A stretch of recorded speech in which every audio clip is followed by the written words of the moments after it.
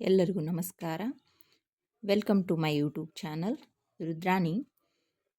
ಇವತ್ತು ನಾವು ಕಡಲೆ ಬೀಜದ ಚಟ್ನಿಯನ್ನು ಗರಿಯಾಗಿ ಟೇಸ್ಟಿಯಾಗಿ ಹೇಗೆ ಮಾಡೋದು ಅಂತ ಕಲಿಯೋಣ. ಅದಕ್ಕೆ ಬೇಕಾಗಿರುವಂಥ ಇಂಗ್ರೀಡಿಯೆಂಟ್ಸ್, ಮೊದಲು ನಾವು ಹಸಿಯಾದಂತಹ ಕಡಲೆ ಬೀಜನ ನೀಟಾಗಿ ಫ್ರೈ ಮಾಡ್ಕೋಬೇಕು. ಅದಕ್ಕೆ ಒಂದು ಪ್ಯಾನಲ್ಲಿ ಕಡಲೆ ಬೀಜಗಳನ್ನೆಲ್ಲ ಫ್ರೈ ಮಾಡ್ಕೊಳ್ಳೋಣ. ಇದನ್ನು ಬೇಗ ನಾವು 10 ನಿಮಿಷದಲ್ಲಿ ಮಾಡಬಹುದು. ಈ ಚಟ್ನಿಯನ್ನು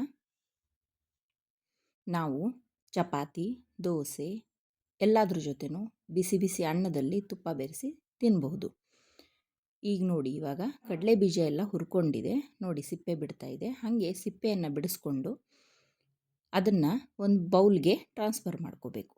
ಇವಾಗ ನಾನು ಒಂದು ಬೌಲ್ದು ಮೇಜರ್ಮೆಂಟನ್ನು ನಿಮಗೆ ಹೇಳ್ತೀನಿ. ಅದಕ್ಕೆ ಬೇಕಾಗಿರುವಂಥ ಸಾಮಾನು: ಬೆಳ್ಳುಳ್ಳಿ, ಉಪ್ಪು, ಖಾರ, ಸ್ವಲ್ಪ ತುಪ್ಪ, ಜೀರಿಗೆ, ಆಮೇಲೆ ಕರಿಬೇವು. ಇದನ್ನೆಲ್ಲನ ಸರಿಯಾಗಿ ಫಸ್ಟು ಜೋಡಿಸಿಟ್ಕೊಳ್ಳಿ.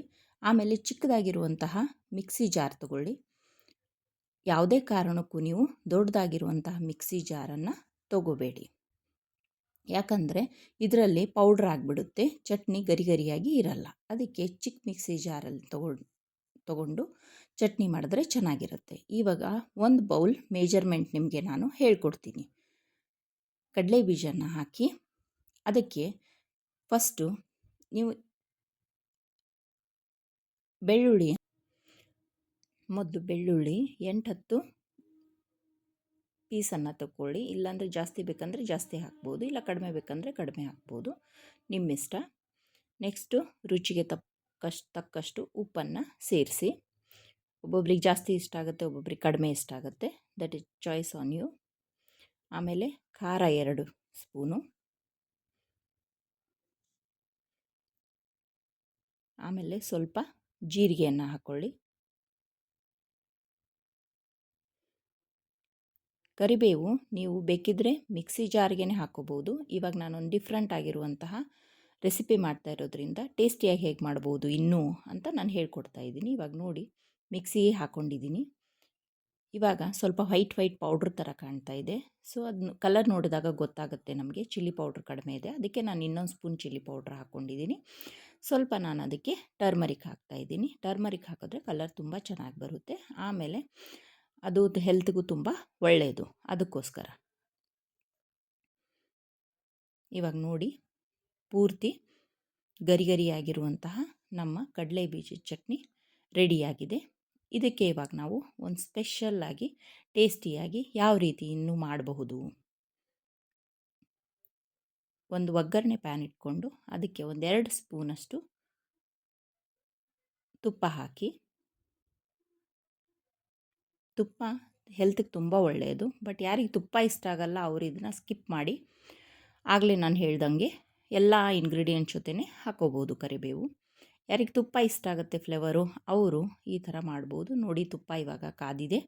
ಇದಕ್ಕೆ ನಾವು ಜಾಸ್ತಿ ಅಂದರೆ ಜಾಸ್ತಿ, ಕಡಿಮೆ ಅಂದರೆ ಕಡಿಮೆ, ಯಾರಿಗೆ ಯಾವ ರೀತಿ ಇಷ್ಟ ಆಗುತ್ತೆ ಅಷ್ಟು ಕರಿ ಲೀವ್ಸನ್ನು ಏನು ಮಾಡ್ಬೋದು, ಕರಿಬೇವು ಎಲೆಯನ್ನು ಹಾಕೋಬಹುದು. ಇವಾಗ ನಮಗೆ ಜಾಸ್ತಿ ಇಷ್ಟ, ಅದಕ್ಕೋಸ್ಕರ ನಾನು ಸ್ವಲ್ಪ ಜಾಸ್ತಿ ಹಾಕಿದ್ದೀನಿ.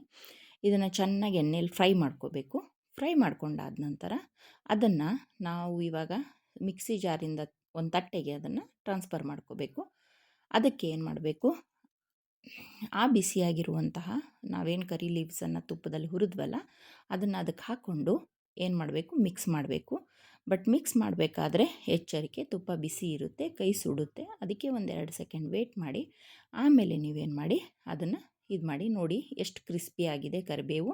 ಹಿಂಗೆ ಕ್ರಿಸ್ಪಿ ಆಗಿರೋದ್ರಿಂದ ಅದನ್ನು ನಿಧಾನಕ್ಕೆ ಏನು ಮಾಡ್ಕೊಳ್ಳಿ, ಎಲ್ಲ ಪುಡಿಯಾಗಿ ಮಾಡ್ಕೊಳ್ಳಿ. ಎಷ್ಟಾಗುತ್ತೋ ಅಷ್ಟು ಚಿಕ್ಕದಾಗಿ ಅದನ್ನು ಪುಡಿಯಾಗಿ ಮಾಡಿಕೊಂಡು ಆಮೇಲೆ ಅದಕ್ಕೆ ನೀಟಾಗಿ ಕಲಿಸ್ಕೊಂಬಿಡಿ.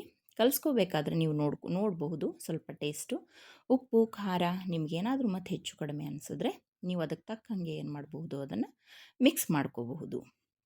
ಯಾಕಂದರೆ ನೀವು ಸಣ್ಣಕ್ಕೆ ಹಾಕೋದ್ರಿಂದ ಏನಾಗುತ್ತೆ ಅಂದರೆ ನಿಮಗೆ ಕಡಿಮೆ ಅಂದರೆ ಏನು ಮಾಡ್ಬೋದು, ನೀವು ಮಿಕ್ಸ್ ಮಾಡ್ಕೋಬೋದು. ಬಟ್ ಜಾಸ್ತಿ ಆದರೆ ಏನಾಗುತ್ತೆ, ಅದನ್ನು ತೆಗಿಯೋಕ್ಕಾಗಲ್ಲ.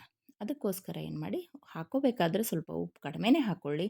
ಆಮೇಲೆ ಅದನ್ನು ಈ ರೀತಿ ನಾವು ಆ್ಯಡ್ ಮಾಡ್ಬೋದು. ಇವಾಗ ನೋಡಿ ಸಖತ್ತಾಗಿರುವಂತಹ ಟೇಸ್ಟಿಯಾಗಿರುವಂಥ 10 ನಿಮಿಷದಲ್ಲಿ ನಾವು ಕಡಲೆ ಬೀಜದ ಚಟ್ನಿಯನ್ನು ರೆಡಿ ಮಾಡಿದ್ದೀವಿ. ಇವಾಗ ಇದನ್ನು ಒಂದು ಬೌಲ್ಗೆ ಹಾಕ್ಕೊಳ್ಳಿ, ಇಲ್ಲ ಒಂದು ಡಬ್ಬದಲ್ಲಿ ಹಾಕಿಟ್ಕೊಳ್ಳಿ. ಇದನ್ನು ಬಿಸಿ ಬಿಸಿಯಾಗಿರುವಂತಹ ಅನ್ನ, ತುಪ್ಪದ ಜೊತೆ ನಾವು ತಿನ್ಬೋದು, ಇಲ್ಲ ರೊಟ್ಟಿ ಜೊತೆ ತಿನ್ಬೋದು, ಇಲ್ಲ ಚಪಾತಿ ಜೊತೆ ತಿನ್ಬೋದು.